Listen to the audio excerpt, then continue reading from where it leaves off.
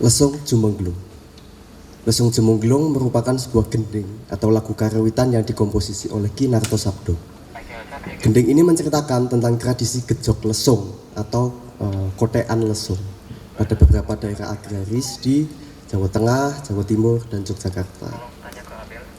Kemudian karya aransemen ini merupakan bentuk adaptasi secara struktural dan bisa dibilang orkestrasi reduksi dari ensemble gamelan yang diubah ke dalam format flute quartet.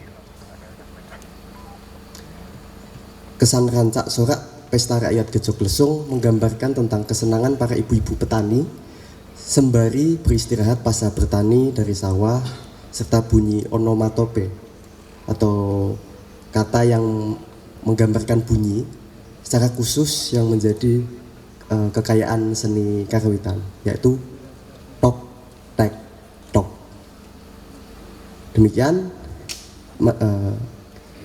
Lesung Jumengglung.